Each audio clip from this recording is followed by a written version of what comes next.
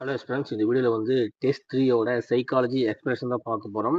So சைக்காலஜியில் வந்து பார்த்தீங்கன்னா test 3ல ஒரு 20 கொஸ்டின் கேட்டிருந்தேன். மொத்தம் 25ல் 5 கொஸ்டின் தமிழ், 20 கொஸ்டின் சைக்காலஜி கேட்டிருந்தேன். ஸோ அந்த 20 கொஸ்டினுக்கான எக்ஸ்பிரஷன் தான் பார்க்க போகிறோம். ஃபர்ஸ்ட் கொஸ்டின் பாருங்கள், 51வது கொஸ்டின். பிடிஎஃப் வந்து உங்களுக்கு வந்து பிரிண்ட் அவுட் இருந்தால் ரொம்ப யூஸ்ஃபுல்லாக இருக்கும். ஏன்னா படிக்க அதை வந்து நீங்கள் பார்த்துக்கலாம். ஸோ ஃபர்ஸ்ட் கொஸ்டின் 51வது கொஸ்டின் வந்து தெளிவாக புரிஞ்சுக்கணும். ஓகேங்களா? ஃபர்ஸ்ட் வந்து ஒரு பெண், ஓகேங்களா, ஒரு பெண் சொல்கிறாங்க. அந்த பெண் வந்து ஒருவனை பார்த்து, ஒருவன்னா ஒரு ஆண், ஓகேங்களா, ஒரு ஆணை பார்த்து, அவன் என்னுடைய மாமா, அந்த பெண்ணோட மாமா இருக்காங்கல்ல, மாமாவின், அவங்க ஒரு பெண் இருக்குது, மாமாவுக்கு ஒரு பெண் இருக்குது, ஓகேங்களா, மாமா பெண்ணின் சகோதரன், ஓகேங்களா, அப்படின்னு சொல்றாங்க. அப்போ இந்த பெண்ணுக்கும் இந்த பையனுக்கு என்ன உறவு அப்படின்னு கேட்கறாங்க. சிம்பிளா இந்த டயக்ராம் பார்த்து தெரிஞ்சு போச்சா? அந்த பெண்ணோட மாமா இருக்காங்க, அந்த மாமாவுக்கு ஒரு பெண் இருக்கு, அந்த பெண்ணுக்கு வந்து இந்த பையன் வந்து சகோதரன். அப்படின்னா இவங்க 2 பேரும் சகோதரன் சகோதரி, உடன் பிறந்தவர்களா இருப்பாங்க. அப்போ இந்த மாமாவுக்கு இவங்க பெண்ணா, இவங்க வந்து பையன், ஓகேங்களா. இந்த மாமாவோட பொண்ணு இது மாமாவோட பையன். அப்படின்னா இந்த பொண்ணுக்கும் அந்த பையனுக்கு என்ன உறவா இருக்கும்? மாமாவோட பையன். ஆப்ஷன்ல மாமா பையன் இருக்கா? மாமா பையன், மாமாவோட பையனா? அதுதான் ஆன்சர். ரொம்ப சிம்பிள். ரெண்டாவது கொஸ்டின் பாருங்க, 52வது கொஸ்டின் தமிழ். தமிழை வந்து VCMKN எழுதியிருக்காங்க. அடுத்து வந்து ஹிந்தியை வந்து JKNFK எழுதியிருக்காங்க. அப்படின்னா ஒடிசாவை எப்படி எழுதுவாங்க அப்படின்னு கேட்குறாங்க. ரொம்ப சிம்பிள். நீங்கள் நம்பர் கொடுத்தா நம்பர் வச்சு போட்டுரும். இங்கே வந்து நம்பர் கொடுத்து லெட்டர்ஸை கொடுத்துருக்காங்க. அப்படின்னா என்ன பண்ணணும் வச்சுங்களேன், ஃபர்ஸ்ட் ABC எழுதிங்க, ஓகேங்களா. 26 லெட்டரும் எழுதிக்கங்க. டக்குன்னு அந்த 26 எழுத்து எழுதிட்டோம்னா, ஸோ இதை வந்து எப்படி கண்டுபிடிச்சிருக்காங்க, எப்படி வந்து இதை வந்து சொல்லியிருக்காங்க அப்படின்னு வந்து கண்டுபிடிக்கலாம். ஃபர்ஸ்ட் வந்து டீக்கு என்ன சொல்லியிருக்காங்க? வி. டி எங்க இருக்குன்னு பாருங்க. டி இங்க இருக்கு, வி எங்க இருக்கு? வி. அப்போ டீக்கு வந்து வி சொல்லியிருக்காங்கன்னா நடுவில் யூ இருக்கா? ஒரு லெட்டர் தள்ளி எடுத்திருக்காங்க. அடுத்து பாருங்க, ஏக்கு என்ன? சி இருக்கு. அப்போ ஏ இங்க இருக்கு, சி இருக்கு, நடுவில் ஒரு லெட்டர் தள்ளி எடுத்திருக்காங்க. அப்போ ஒரு லெட்டர் விட்டு ஒரு லெட்டர் எடுத்திருக்காங்க, ஓகேங்களா. எம்முக்கு என்ன பாருங்க, எம்முக்கு பார்த்தீங்கன்னா எம் இருக்குது. அப்போ சென்டர் பாயிண்ட் வந்து அப்படியே வச்சுக்காங்க, எம்னா எம்னு எடுத்துருக்காங்க. அடுத்து ஐ பாருங்க, ஐ இருக்கா? ஐ எங்க இருக்கு? ஐ இருக்கு. அடுத்து என்ன இருக்கு? கே இருக்கு. அப்போ இங்கேயும் ஒரு லெட்டர் எடுத்திருக்காங்க, ஓகேங்களா. டிக்கும் விக்கு நடுவில் ஒரு லெட்டர் இருக்கு, ஏக்கும் சிக்கு நடுவில் ஒரு லெட்டர் இருக்கு. சென்டர் பாயிண்ட் அந்த எம்மை வந்து அப்படியே எடுத்துக்கிறாங்க. ஐக்கும் கேக்கும் நடுவில் ஒரு லெட்டர் இருக்கு, ஓகேங்களா, ஜே இருக்கு. அடுத்து எல்லுக்கும் என்னுக்கும் பாருங்க, எல்லுக்கும் என்னுக்கும் நடுவில் எம் இருக்கு. அப்படின்னா ஃபர்ஸ்ட் 2 லெட்டருக்கு ஒரு லெட்டர் தள்ளி எடுத்திருக்காங்க. சென்டர் பாயிண்ட் அப்படியே, அந்த சென்ட்ரல் லெட்டர் வந்து அப்படியே எடுத்துக்கிறாங்க. அடுத்து வந்து மறுபடியும் அதே மாதிரி ஒரு லெட்டர் தள்ளி எடுத்துருக்காங்க. ஸோ நம்ம கண்டுபிடிச்சி வந்து கரெக்டானு பார்க்கணும். ஹெச் பாருங்க, ஹச்சுக்கு வந்து ஜே கொடுத்துருக்காங்க. ஹெச் எங்க இருக்கு? ஹெச் ஜே கொடுத்துருக்காங்க, நடுவில் ஐ இருக்கா? அப்படின்னா ஒரு லெட்டர் தள்ளி எடுத்துருக்காங்க. ஸோ சேம் பேட்டர் நம்ம தமிழுக்கு எப்படி எடுத்துருக்காங்களோ அதே மாதிரி ஹிந்திக்கு எடுத்துருக்காங்க. அப்போ ஒடிசாக்கு என்ன கண்டுபிடிச்சலாமா? ஓ பாருங்க, ஓ இங்க இருக்கா? அடுத்து வந்து என்ன இருக்கு? ஓக்கு வந்து என்ன கொடுத்துருக்காங்க? ஒரு லெட்டர் நம்ம தள்ளி எடுக்கணுமா? அப்போ கியூ எடுக்கணுமா?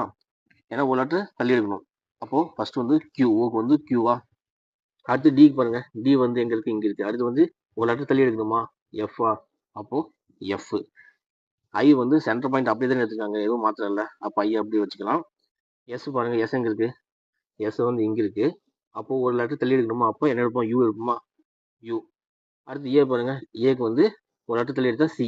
அப்போ ஆன்சர் வந்து இதுதான், QFIUC, ஆப்ஷன் டி. ஓகேங்களா, புரிஞ்சுதா? ரொம்ப ரொம்ப சிம்பிள். கண்டிப்பா இந்த டாபிக் இருந்து 2 கொஸ்டின் எதிர்பார்க்கலாம். ரொம்ப ரொம்ப இம்பார்ட்டன்ட் ஒரு டாபிக்.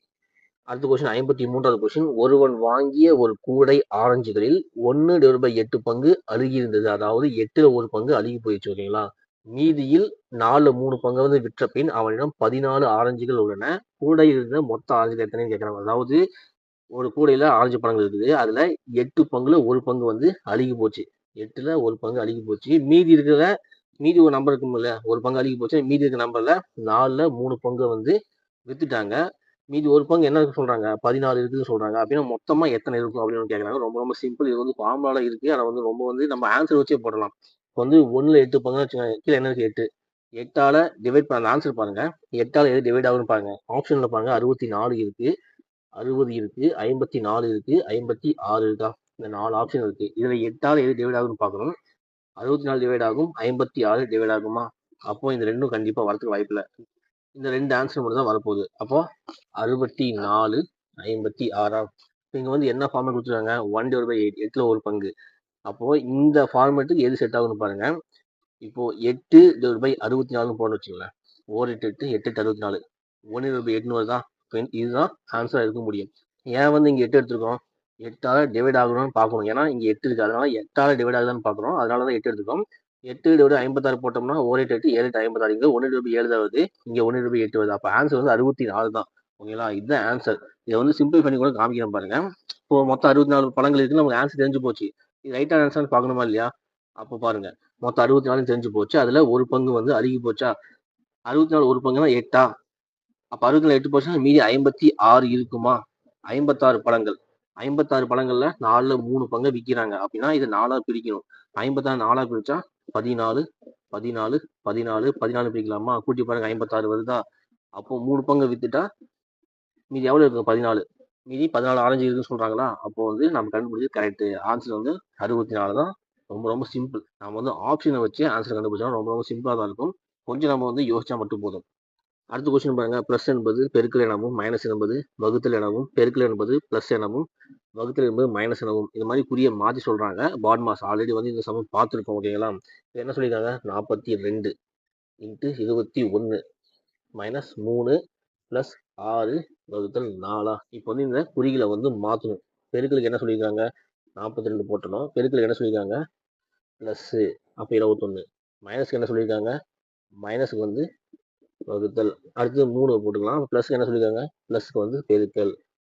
அடுத்து வகுத்துக்கு என்ன சொல்லியிருக்காங்க? வகுத்துக்கு வந்து மைனஸ். இப்போ 4 வந்து மாற்றியாச்சா? இப்போ வந்து பாட் மாஸ். ஓகேங்களா, பாட் மாஸ்னா தெரியும், bracket of division, multiplication, addition, subtraction. ஓகேங்களா, ஃபர்ஸ்ட் பிராக்கெட் பாருங்க. பிராக்கெட் ஏதாச்சும் இருக்கா? பிராக்கெட்டே கிடையாது. அப்போ வந்து அடுத்து என்ன பார்க்கணும்? டிவிஷன். டிவைடட் பார்க்கணுமா? டிவைடட் பார்த்தோம்னா 23 டிவைட் பை 3. அப்போ 23 டிவைட் பை 3னா 7. மீதி எப்படி வச்சுக்கலாமா? 42 பிளஸ் 7 இன்ட்டு 6 மைனஸ் 4. இப்போ டிவைட் பண்ணியாச்சு. அதுக்கு மல்டிப்ளை பண்ணலாமா? மல்டிப்ளை என்னது? இதுதானா? 7 42. அப்போ 42 பிளஸ் 42 மைனஸ் 4. இப்போ மல்டிப்ளை பண்ணியாச்சு. அடுத்து அடிஷன். அடிஷன் என்ன? கூட்டணுமா? 42 பிளஸ் 42 84 மைனஸ் 4. மீதி என்ன இருக்குது? மைனஸ் 4 போட்டோம்னா 80. ஆன்சர் வந்து 80. ரொம்ப ரொம்ப சிம்பிளான ஒரு கொஸ்டின். பாட் மாஸ் கண்டிப்பாக ஒரு கொஸ்டின் கேட்பாங்க. அடுத்த கொஸ்டின் பாருங்க. 55வது கொஸ்டின். ஜனவரி 1 1992 புதன்கிழமை. அப்போ ஜனவரி 1 1993 என்ன கிழமைன்னு கேட்குறாங்க. ஓகேங்களா, ஜனவரி 1 1992 வந்து புதன்கிழமைன்னு சொல்லிட்டாங்க. அப்போ ஜனவரி 1 1993 என்ன கிழமை அப்படின்னு கேட்காங்க. ஓகேங்களா, ரொம்ப இது பார்த்தா ஒரு வருஷம் கண்டுபிடிக்கணுமா? ரொம்ப பெருசா தெரியும். ஆனா ரொம்ப ரொம்ப சிம்பிள். பாருங்க, 1992 வந்து ஒரு லீப் இயர். 4ஆல வகுப்பட்டாவே அது ஒரு லீப் இயரா? அப்போ லீப் இயர்ல ஒரு வருஷத்துக்கு எத்தனை நாட்கள் இருக்கும்? 366 நாட்களா? அதுல 1ஆம் தேதி தெரிஞ்சு போச்சு. அப்போ மைனஸ் பண்ணிடலாமா? மீதி எவ்வளவு இருக்கும்? 365. அடுத்து என்ன பண்ணணும்? அடுத்த வருஷத்துக்கான 1ஆம் தேதி கண்டுபிடிக்கணுமா? அப்போ அந்த 1 ஆட் பண்ணிக்கலாமா? அப்போ 366. அப்போ 366. ஒரு வாரத்துக்கு எத்தனை நாட்கள்? 7 நாட்களா? இதை வந்து டிவைட் பண்ணலாமா? 1 7 7 5 7 35. மீதி 1 2 7 14. மீதி என்ன இருக்கும்? 2 இருக்கும். ஏன்னா 14ல 14 போச்சுன்னா 2 இருக்குமா? அப்போ மீதி வந்து 2. அப்போ இதை வச்சு ஆன்சர் கண்டுபிடிக்கணும். 0னா சேம் டேட் அதே வரும், புதன்கிழமையே வரும். 1னா வியாழன், 2னா வெள்ளி. என்ன ஆன்சர் இருக்கு? 2 தான் இருக்கு. அப்போ 2னா வெள்ளி. ரொம்ப ரொம்ப சிம்பிள். ஆன்சர் வந்து வெள்ளி. ரொம்ப ரொம்ப சிம்பிளான ஒரு கொஸ்டின். கண்டிப்பா இருந்து ஒரு கொஸ்டின் எதிர்பார்க்கணும். அடுத்து, ஒரு வேலையை 12 பெண்கள் 20 நாட்களில் செய்து முடிக்கிறார்கள். 8 பெண்கள் மட்டுமே அப்பணியை செய்தால் அதே வேலையை செய்து முடிக்க தேவையான கால அளவு எவ்வளவுன்னு கேட்குறாங்க. இங்க பெண்கள் சொல்லியிருக்காங்க, ஆண்கள் சொல்ல. பெண்களா இருந்தாலும் சரி, ஆண்களா இருந்தாலும் சரி, ஒரே ஒரு மெத்தட் தான். ஓகேங்களா, வந்து 12 பெண்கள் 20 நாட்கள்ல ஒரு வேலையை முடிக்கிறாங்க. அப்ப 8 பெண்கள் எத்தனை நாட்கள்ல ஒரு வேலையை முடிப்பாங்க? இது வந்து ஆல்ரெடி பார்த்துருக்குமா? ஃபார்முலா என்ன? ஆட்கள் நாட்கள் டிவைட் பை வேலை ஈக்குவல் டு ஆட்கள் நாட்கள் டிவைட் பை வேலை. வேலை என்னைக்குமே கீழே தான் போடுங்க. ஃபர்ஸ்ட் பாருங்க, 12 ஆட்கள் 20 நாள்ல ஒரு வேலையை முடிக்கிறாங்க. அப்போ 8 ஆட்கள் அதே வேலையை எத்தனை நாள் முடிப்பாங்க? இது எக்ஸ் வச்சுக்கோமா? அப்போ ஒன்று இது கேன்சல் பண்ணலாமா? தேவையில்லை. 12 இன்ட்டு 80. இந்த 8 வந்து மல்டிப்ளை இருக்குதா? கீழே வந்தால் டிவைட் ஆகிடுமா? 8 equal to X. இப்போ வந்து 12 இன்ட்டு 20 டிவைட் பை 8. இதை வந்து சிம்பிளை பண்ணலாமா? 4 8 6 12 4 4 5 20. அப்போ 6 இன்ட்டு 5 30. 6 இன்ட்டு 5 30னா எக்ஸ் ஈக்குவல் டு 30. 30 நாட்கள்ல முடிப்பாங்க. இதுதான் ஆன்சர். ஆன்சர் வந்து 30 நாட்கள். அடுத்து 57வது கொஸ்டின் பாருங்க. 1, 4, 10, 22, 46. அடுத்து என்ன வரும்னு கேட்குறாங்க. ஓகேங்களா? இது மாதிரி நம்ம பார்த்தோம்னா என்ன பண்ணணும்? ஸ்கொயர் பண்ணி பார்க்கணும், இல்லை ஆட் பண்ணி பார்க்கணும், மைனஸ் பண்ணி பார்க்கணுமா? இதை பார்த்தா நமக்கு எப்படி தெரியுது? இப்போ 1 கூட ப்ளஸ் 3 சேர்த்துனா தான் 4 வருதா? இப்போ 4 கூட ப்ளஸ் 6 சேர்த்துனா தான் 10 வருதா? 10 கூட ப்ளஸ் 12 சேர்த்துனா தான் 22 வருதா? 22 கூட ப்ளஸ் 24 சேர்த்துனா தான் 46 வருது. பாருங்க, 3 இதை வந்து 2ஆல் மல்டிப்ளை பண்ணிக்காங்க 6, இதை வந்து 2ஆல் மல்டிப்ளை பண்ணிக்காங்க 12, இதை வந்து 2ஆல் மல்டிப்ளை பண்ணிக்காங்க 24. அப்போ இதையுமே 2ஆல் மல்டிப்ளை பண்ணால் 48 வருமா? அப்போ 46 + 48 ரெண்டு ஆட் பண்ணா வரும் 14, மிச்சம் 1, 94. ஆன்சர் வந்து 94. அடுத்து 58வது கொஸ்டின் பாருங்க. புத்திசாலித்தனம் ஈக்குவல் டு கெட்டிகாரத்தனம் சொல்லிருக்காங்க. கெட்டிகாரத்தனம். அப்போ மந்தமானன்னா என்ன வரும்? முட்டாள்தனமா. ரொம்ப ரொம்ப சிம்பிள். ஓகேங்களா? புத்திசாலித்தனம்னா கெட்டிக்காரத்தனம், மந்தம்னா முட்டாள்தனம். ரொம்ப ரொம்ப சிம்பிள். அப்ப ஆன்சர் வந்து முட்டாள்தனமான. அடுத்த கொஸ்டின் பாருங்க. ஏ மற்றும் பியின் மொத்த வயது தற்போது 110. 20 வருடத்துக்கு முன்பு அவர்களின் வயது விகிதம் 4:3 எனில் ஏயின் வயது என்னன்னு கேட்குறாங்க. பாருங்க, ஏ பிளஸ் பியின் மொத்த வயதை கூட்டினோம்னா 110 வருது. ஓகேங்களா? 20 வருஷத்துக்கு முன்னாடி அவர்களோட வயதுகளின் விகிதம் 4:3. அப்போ ஏவோட ஏஜ் என்னன்னு கேட்குறாங்க. ஏ பிளஸ் பியை கூட்டினோம்னா 2 பேரோட வயதையும் கூட்டினோம்னா 110. 20 வருஷத்துக்கு முன்னாடினா ஏயோட 20 வயசு கம்மியாகும், பியோட 20 வயசு கம்மியாகும். அப்போ 20 + 20 40 வயசு கம்மியாகுமா? அப்போ 70 வயசு இருக்கும். 110லேருந்து 20 வருஷத்துக்கு முன்னாடி போனோம்னா இதுலேருந்து 20 கம்மியாகும், பிலேருந்து 20 கம்மியாகும், மொத்தம் 40 கம்மியாகும், 70 வருமா? அப்போ 4:3 கொடுத்துருக்காங்க. 20 வருஷத்துக்கு முன்னாடி விகிதம், வயது விகிதம் கொடுத்துருக்காங்க. அப்போ 20 வருஷத்துக்கு முன்னாடி 2 பேரோட வயசு கூட்டா 70 வருதா? இப்போ 4:3 வந்து 4x + 3x = 70 ஏன்னா ரெண்டுத்தையும் கூட்டினா தான் 70 வரும். அப்போ வந்து ப்ளஸ் பண்ணிக்கணும். ரெண்டுத்தையும் ப்ளஸ் பண்ணால் 7x 70. எக்ஸ் அப்படி வச்சுட்டு 70 × 7 ஓர் 7 5 70. அப்போ x = 10. இந்த எக்ஸை வந்து நீங்கள் சப்ஸ்டியூட் பண்ணலாமா? 4x எக்ஸை சப்ஸ்டியூட் பண்ணால் 40 இஸ்ட்டு 3x 30. அப்போ 20 வருஷத்துக்கு முன்னாடி இவர் வயசு 40, 30. இப்போ கரண்ட்டாக வந்தோம்னா 20 வருஷம் பின்னாடி வந்தோம்னா +20 போட்டுக்கலாம், இங்கேயும் +20 போட்டுக்கலாம். 60:50. அப்போ ஏவோட வயதான்னு கேட்குறாங்க. ஏவோட வயது வந்து 60. ரொம்ப ரொம்ப சிம்பிளான ஒரு கொஷின். அடுத்தது 60வது கொஷின் பாருங்க. ஒரு நபர் புள்ளி எல்லிலிருந்து கிழக்கு நோக்கி 12 கிலோமீட்டர் தூரம் சென்று பின்பு 5 கிலோமீட்டர் வடக்கு நோக்கி சென்று புள்ளி எம்ஐ அடைகிறார் எனில் எல்லுக்கும் எம்முக்கும் இடையே உள்ள குறைந்தபட்ச தூரம் எவ்வளோன்னு கேட்குறாங்க. ஓகேங்களா? நமக்கு டேரக்ஷன் தெரியுமா? இது வந்து வடக்கு, இது வந்து தெற்கு, கிழக்கு, மேற்கு. ஓகேவா? இங்க என்ன சொல்றாங்க? பாயிண்ட் ஒரு எல்லுன்னு வச்சுக்கிறாங்க. எல்லிலிருந்து கிழக்கு நோக்கி ஒரு 12 கிலோமீட்டர் வந்து அவர் போறாரு. ஓகேங்களா? 12 கிலோமீட்டர் போன பின்னாடி வடக்கு நோக்கி, வடக்குனா மேல 5 கிலோமீட்டர் போறாரு. அது பாயிண்ட் வந்து எம், இது வந்து எல்லுன்னு சொல்லிட்டாங்க. இப்போ என்ன கேட்குறாங்கன்னா, இந்த 2 டிஸ்டன்ஸுக்கும் இடையான தூரம் அது எவ்வளோன்னு கேட்குறாங்க. எல்லுக்கும் எம்முக்கும் இடையான தூரம் எவ்வளோன்னு கேட்குறாங்க. ரொம்ப ரொம்ப சிம்பிள் தான். இதை பார்த்து என்ன தெரியும்? செங்கோண முக்கோணமா? அப்போ இது வந்து கர்ணம், இது வந்து அடிப்பக்கம், இது வந்து அடுத்துள்ள பக்கமா? ஃபார்முலா நமக்கு தெரியும். இது வந்து ஒரு பாயிண்ட் வந்து ஓன்னு வச்சுக்கலாம். LO² + OM² = LM². ஏன்னா செங்கோண முக்கோணம் இதுதானே, கர்ணம் கண்டுபிடிக்கிற ஃபார்முலா இதுதானே. ஸ்கொயர் பண்ணுவோம், இதையும் ஸ்கொயர் பண்ணுவோம், ஆட் பண்ணிட்டு வர ஆன்சர் வந்து இது LM. ஓகே, LO² என்ன? 12² + OM வந்து என்ன? 5² = LM². 12 ஸ்கொயர் பண்ணால் 144 + 5 ஸ்கொயர் பண்ணால் 25 = LM². இங்கே ஆட் பண்ணுங்க 169 LM². இந்த ஸ்கொயர் எந்த பக்கம் வருமா? ரூட் வந்துருமா? 169 = LM. 169க்கு ரூட் எடுத்தோம்னா என்ன? 13. அப்போ LM வந்து 13. டிஸ்டன்ஸ் வந்து 13 கிலோமீட்டர். ரொம்ப ரொம்ப சிம்பிளான ஒரு கொஸ்டின். அடுத்த கொஸ்டின் பாருங்க. 61வது கொஸ்டின். பானுவின் அம்மா பரத்தின் சகோதரருக்கு சகோதரி எனில் பரத்தின் சகோதரர் பானுவிற்கு என்ன உறவு வேணும்னு கேட்குறாங்க. ரொம்ப ரொம்ப சிம்பிளான ஒரு கொஸ்டின் தான். இவங்க பானுன்னு ஒருத்தருக்காங்க. அவங்களோட அம்மா வந்து பரத்துக்கு ஒரு கேரக்டர் இருக்கு. பரத்தோடக்கு சகோதரர் இருக்காங்க. பரத்துக்கு ஒரு சகோதரர் இருக்காங்க. அவங்களுக்கு வந்து சகோதரி. சரிங்களா? அப்போ இந்த பானுவுக்கும் அந்த பரத்தோட சகோதரருக்கு என்ன உறவுன்னு கேட்குறாங்க. ரொம்ப சிம்பிளா நம்ம வந்து இந்த மாதிரி கொஸ்டின் படிக்கும் போது டயக்ராம் வரைஞ்சிக்கணும். ஓகேங்களா? பானு இருக்கிறாங்க. அவங்களோட அம்மா வந்து பரத்தோட சகோதரர் இருக்காங்க. அவங்களுக்கு ஒரு சகோதரி.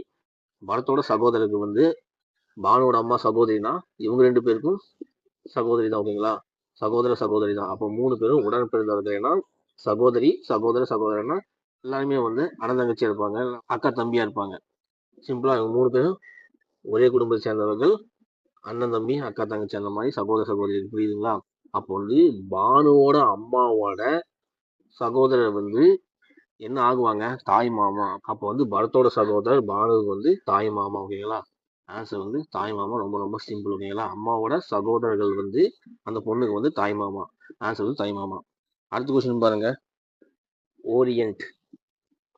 அதுக்கு வந்து நம்பர் கொடுத்துட்டாங்க 5 3 2 1 4 6. அடுத்து வந்து சோல், அதுக்கு வந்து 7 5 98 9 8 கொடுத்துட்டாங்க. அடுத்து வந்து லைனுக்கு என்ன நம்பர் வரும்னு கேட்குறாங்க. ஓகேங்களா, இங்கே பாருங்க, ஓக்கு நேரம் 5, ஆறுக்கு நேரம் 3, ஐக்கு நேரம் 2, ஈக்கு வந்து 1, எண்ணுக்கு வந்து 4, டீக்கு வந்து 6. ஒரு லெட்டருக்கு ஒரு நம்பர் கொடுத்துருக்காங்க. இதே மாதிரி 4 லெட்டருக்கு 4 நம்பர் கொடுத்துருவாங்க. அப்படின்னா எல்லுக்கு என்ன கொடுத்துருக்காங்க பாருங்க. எல் எங்க இருக்கு, எல் எங்க இருக்கா, எல்லுக்கு நேரம் என்ன 8, எல்லுக்கு 8ஆ. ஐ எங்க இருக்கு, ஐ வந்து இங்க இருக்கு, ஐக்கு நேரம் 2. என் இங்க இருக்கு, என் எங்க இருக்கு பாருங்க, என் இங்க இருக்கா, என்ன வருது 4. அடுத்து ஈ வந்து பாருங்க, ஈக்கு நேரம் என்ன இருக்கு 1. அப்போ ஆன்சர் வந்து 8 2 4 1. எந்த லெட்டர் நேரம் எந்த நம்பர் கொடுத்துருக்காங்க பார்த்துட்டு அப்படியே எடுத்து எழுதுறோம். ரொம்ப ரொம்ப ஈஸியான ஒரு கொஸ்டின். அடுத்த கொஸ்டின் பாருங்க, 63வது கொஸ்டின். ஏ என்பவர் 10,000க்கு ஒரு குதிரையை வாங்கி அதனை பி என்பவருக்கு 10% லாபம் வைத்து விற்கிறார். அதை பி என்பவர் சி என்பவருக்கு 10% நஷ்டத்துக்கு விற்கிறார் எனில் சிக்கு எந்த விலை கொடுத்திருப்பாரு அப்படின்னு கேட்காங்க. ரொம்ப ரொம்ப சிம்பிளான ஒரு கொஸ்டின். ஓகேங்களா, ஏ பி சின்னு 3 பேர் இருக்காங்க. ஏ வந்து ஒரு குதிரையை வந்து 10,000க்கு வாங்குறாரா, அதை வந்து 10% லாபம் வச்சு பிக்கு விற்கிறாரு. அப்போ 10% லாபம் எவ்வளவு கண்டுபிடிக்கணும் அப்படின்னா 10,000த்துல 10% எவ்வளவு கண்டுபிடிக்கணுமா 10,000 10% 10 100 எழுதுவோமா, இதை சிம்பிளை பண்ணலாமா, 0 0 0 0. இங்க 100 இருக்கு, 10 இருக்கு, மல்டிபிள் பண்ணா 1000 வருது. அப்போ 10,000த்துல 10% வந்து 1000. அப்போ 1000 ரூபாய் சேர்த்து வித்திருக்காரு. எவ்வளவுக்கு வித்திருப்பாரு, 11,000 விற்கிறாரு. பிக்கு வந்து 11,000 வித்திருப்பாரு. புரிஞ்சுங்களா, ரொம்ப ரொம்ப சிம்பிளா. இப்போ வந்து பி என்ன பண்றாங்கன்னா, இது வந்து 10% நஷ்டத்துக்கு சிக்கு கொடுக்குறாரு. ஓகேங்களா, இந்த ஒரு அமௌண்ட்டுக்கு ஏ கிட்ட இருந்து வாங்கி இதுல இருந்து ஒரு 10% நஷ்டத்துக்கு சிக்கு விற்கிறாரு. அப்ப எவ்வளவுக்கு வித்துருப்பாருன்னு பார்க்கலாமா. வந்து அதே மாதிரி சிம்பிளா 11,000க்கு 10% எவ்வளவுன்னு கண்டுபிடிக்கணுமா. 10% 10 சொல்லிடலாமா. இதை வந்து சிம்பிளை பண்ணா 110 இன்ட்டு 10. அப்ப என்ன வருது 1100. அப்போ வந்து 11,000த்துல இருந்து 1100 வந்து நம்ம வந்து மைனஸ் பண்ணணும். 0 0 9 10 போனா 9. அப்போ 9,900க்கு வித்திருப்பாரு. ரொம்ப ரொம்ப சிம்பிள். சிம்பிளை பண்ண தெரிஞ்சா போதும். ரொம்ப ரொம்ப சிம்பிளான ஒரு கொஸ்டின். ஆன்சர் வந்து 9,900. ஓகேங்களா, அடுத்த கொஸ்டின் பாருங்க, 64வது கொஸ்டின். பி என்பது வகுத்தல் எனவும், ஆர் என்பது பிளஸ் எனவும், டி என்பது மைனஸ் எனவும், வி என்பது பெருக்கல் எனவும் இருந்தால் ஒரு நம்பர் கொடுத்துட்டாங்க. அதுக்கு வந்து அந்த சிம்பிளை போட்டு நம்ம சிம்பிளை பண்ண சொல்றாங்க. பாட் மாஸ் தான். ஃபர்ஸ்ட் பாத்தீங்கன்னா சிம்பிளுக்கு ஆப்போசிட்டா ஒரு சிம்பிள் கொடுப்பாங்க. இங்க வந்து லெட்டருக்கு நேரம் எந்த சிம்பிள் சொல்லிட்டாங்க. ரொம்ப ரொம்ப சிம்பிளா ஃபர்ஸ்ட் எழுதிக்கோமா. 12 பி 4 ஆர் 16 பி 8 டி 6. ஓகேங்களா, 12 வீக் நேரம் என்ன சொல்லியிருக்காங்கன்னா, வீக்கு பதிலா வந்து பெருக்கல் போடுங்க சொல்லியிருக்காங்க. அடுத்து 4 ஆருக்கு நேரம் என்ன சொல்லியிருக்காங்கன்னா பிளஸ். அடுத்து 16 பீக்கு என்ன சொல்லியிருக்காங்கன்னா வகுத்தல். அதுக்கப்புறம் 8 டீக்கு என்ன சொல்லியிருக்காங்கன்னா மைனஸ் 6. இது வந்து பாட் மாஸா. ரொம்ப சிம்பிளா ஆல்ரெடி வந்து ஒரு சம் பார்த்துருக்கோம்ல, ப்ராக்கெட் இல்லை. அது வந்து டிவிஷனா. டிவிஷன் பார்த்தீங்கன்னா 6/8 2 12 இன்ட்டு 4 ப்ளஸ் 2 மைனஸ் 6. அடுத்து என்னது மல்டிப்ளையா. மல்டிப்ளைங்கிறது இங்கே இருக்கா. 12 இன்ட்டு 4 என்ன வருது 48 ப்ளஸ் 2 மைனஸ் 6. அடுத்து என்ன வருது அடிஷனா. 48 ப்ளஸ் 2 50 மைனஸ் 6. 50 மைனஸ் 6 பண்ணோம்னா 44. ஆன்சர் வந்து 44. ரொம்ப ரொம்ப சிம்பிளான ஒரு கொஸ்டின். நெக்ஸ்ட் கொஸ்டின் பாருங்க, 65வது கொஸ்டின். 46 மாணவர்களில் மாரிமுத்துவின் இடம் 12 எனில் கடைசியிலிருந்து அவருடைய இடம் எதுன்னு கேட்கறாங்க. ஓகேங்களா, மொத்தமா 46 மாணவர் இருக்காங்க. அது ஃபர்ஸ்ட் இருந்து பார்த்தோம்னா மாரிமுத்து வந்து 12th ரேங்க்ல இருக்காரு. ஒருவேளை லாஸ்ட் இருந்து பார்த்தோம்னா என்ன ரேங்க்ல இருப்பாருன்னு ஃபர்ஸ்ட் பார்க்கணும். ஓகேங்களா, ரொம்ப ரொம்ப சிம்பிளா ஃபர்ஸ்ட் இருந்து பார்த்தோம்னா 1 2 3 4 பார்த்தோம்னா மாரிமுத்தோட ரேங்க் வந்து 12. ரிவர்ஸ்ல 46 ரிவர்ஸ்ல பார்த்தோம்னா எத்தனாவது ரேங்க்ல இருப்பான்னு நம்ம பார்க்கணும். ஓகேங்களா, இப்போ வந்து 46 மைனஸ் 12 ஏன்னா 46 பேர் இருக்காங்க. இது வந்து 12வது பொசிஷன் இருக்காரு. ஓகேங்களா, இப்போ 46 12 கழிச்சு என்ன வரும் 34. இப்போ வந்து 12வது பொசிஷன் இருக்காரு. இவருக்கு பின்னாடி 34 பேர் இருப்பாங்க. ஓகேங்களா, 12வது பொசிஷன் இருந்தோம்னா பின்னாடி 34 பேர் இருக்கிறாங்க. அப்போ ரிவர்ஸ் இருந்து பார்த்தோம்னா ரிவர்ஸ் வந்து பார்த்தோம்னா 34 பேர் இருக்காங்க.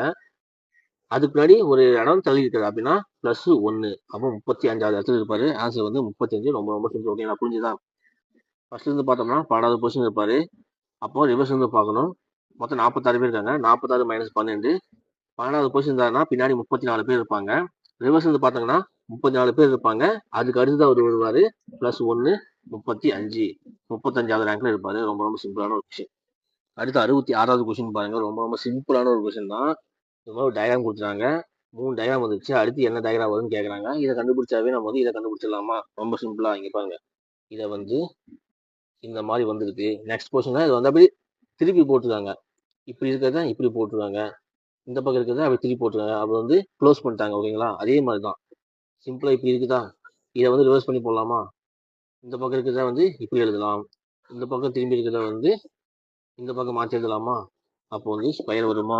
ஆப்ஷன் பி, ஸ்கொயர் தான் வரும். ரொம்ப ரொம்ப சிம்பிள். அடுத்து பாருங்க, அடுத்து ஒரு பகடை கொஸ்டின் வந்து ரொம்ப ரொம்ப சிம்பிள் தான். கொடுக்கப்பட்டுள்ள நிலையான பகடை என்பது நிலையாக இருக்குது, எதுவுமே மாற்ற போறது கிடையாது.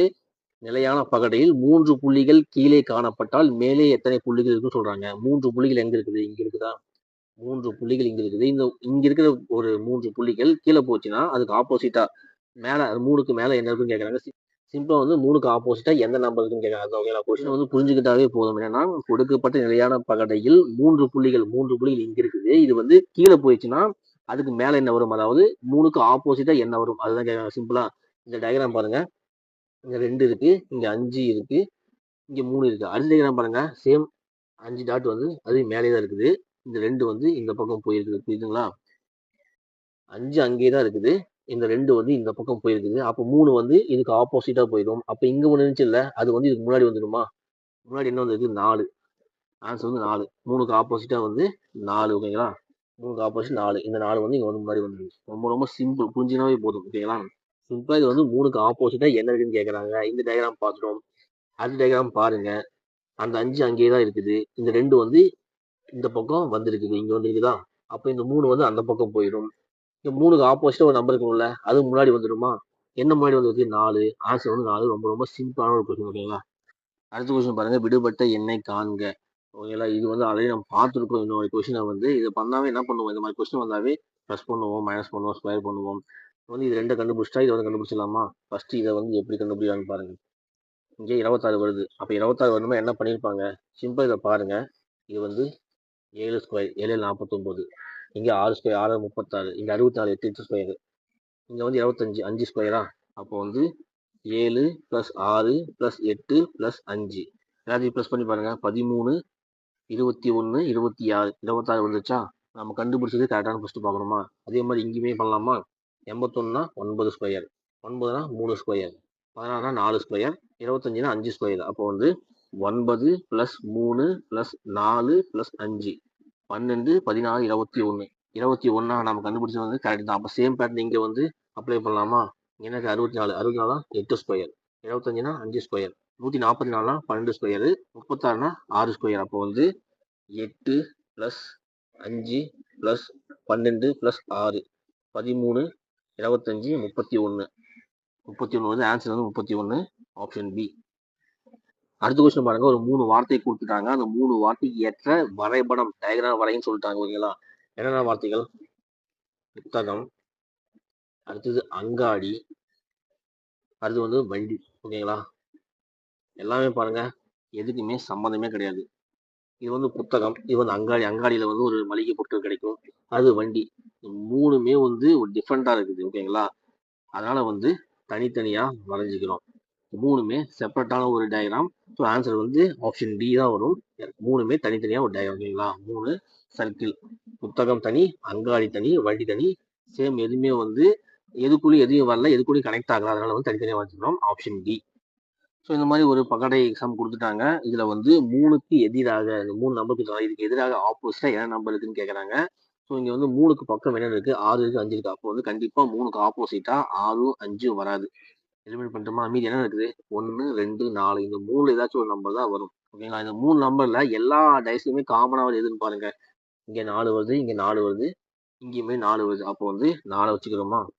4க்கு பக்கம் என்ன வருது? 5 வருது, 6 வருது, அதுக்கப்புறமா 1 வருது, 5 வருது, 5 ஆல்ரெடி போட்டோம். அதுக்கப்புறமா 4 பக்கம் 1 வருது, 1 வருது, அதுக்கப்புறமா 2 வருதா? அப்போ வந்து 1, 2, 5 வருது, 6 வருது, 5 வருது. ஓகேங்களா? அப்போ எது வரல? 3 மட்டும் தான் வரல. அப்படின்னா 3க்கு ஆப்போசிட்டா வந்து 4 தான் இருக்கும். ஆன்சர் வந்து 4. ரொம்ப ரொம்ப சிம்பிளான ஒரு கொஸ்டின். 3க்கு பக்கம் 6க்கு 5 இருக்கு. கண்டிப்பா 6 5ம் ஆப்போசிட்ல வராது. அப்போ வந்து மீதி என்ன இருக்குது? 1, 2, 4 இருக்குது. இந்த எல்லா டேஸ்லயுமே காமன் எது இருக்குது? 4 இருக்குதா? அப்போ 4 பக்கம் 5 இருக்கு, 6 இருக்கு. இங்க 4 பக்கம் 1 இருக்குது. அதுக்கப்புறம் 4 பக்கம் 2 இருக்குது. 4 பக்கம் எது வரல? 3 மட்டும் தான் வரல. அப்படின்னா 3க்கு ஆப்போசிட்டா 4 தான் இருக்கும். ஆன்சர் வந்து 4. ரொம்ப ரொம்ப சிம்பிளான ஒரு கொஸ்டின். அவ்வளோதான். டெஸ்ட் 3க்கான சைக்காலஜி எக்ஸ்பிரஷன் பார்த்துட்டோம். ஸோ இதில் ஏதாச்சும் ஒரு கொஸ்டின் உங்களுக்கு புரியல அப்படின்னா மெசேஜ் பண்ணுங்க. தேங்க்யூ.